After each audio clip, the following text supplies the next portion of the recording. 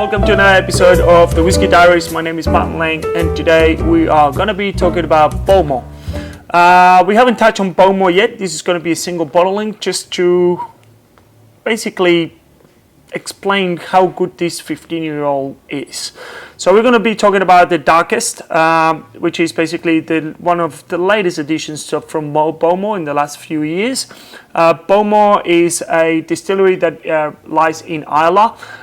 They've been established in 1779 and it's considered one of the oldest distillery in Scotland. They produce what I will call an introductory whiskey to Islay. So Bowmore and Bunnahabhain both produces a lightly peaty whiskey compared to the other ones. So let's just say compared to Lagavulin and Laphroaig and Ardbeg. Currently in Islay there's 8 distilleries, and this is one of the oldest, as I said before. The core range goes from anything from a non-instagement that is called the Bowmore Legend that has been discontinued to the 12, 15, 18 and 21. They do a lot of rare bottles and special editions. So they actually released last year a Mizunara cask, which is Japanese oak.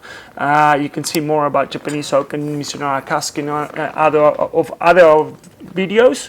But this one is just basically 84% on American oak and 16% of sherry cask, at least what I can find online specifically.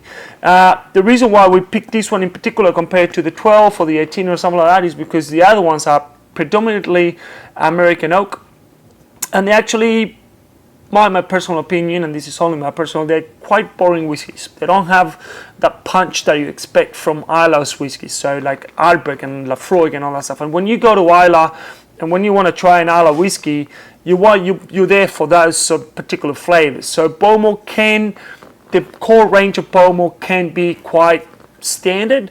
The 15-year-old goes in a completely different version, and it actually has that more punch, more flavor that you expect from Islay. Also, the single bottlings or the special editions are incredible, and also independent bottlings for Bowmore. They express themselves a lot more with what the distillery can do. Again, independent bottlings are companies that actually go and buy casks from the distillery. They bottle them themselves, a cask strength, no colorant added, no chill filtering or anything like that. So it shows that the distillery itself produces really, really great whiskey. But my personal opinion is I wouldn't understand why they create such a kind of like average whiskey in itself.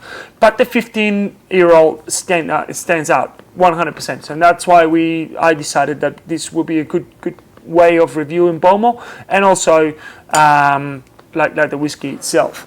Bowmore produces about 2 million litres a year on whiskey. They are currently owned by Suntory and Jim Beam.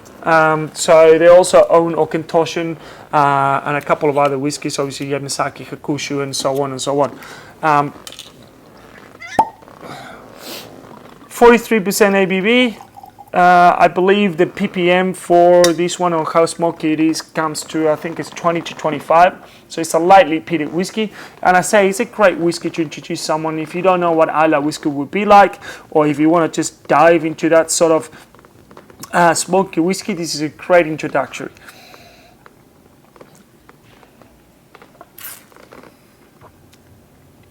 Yeah, okay, so it has definitely sherry influence in there. You get the American oak.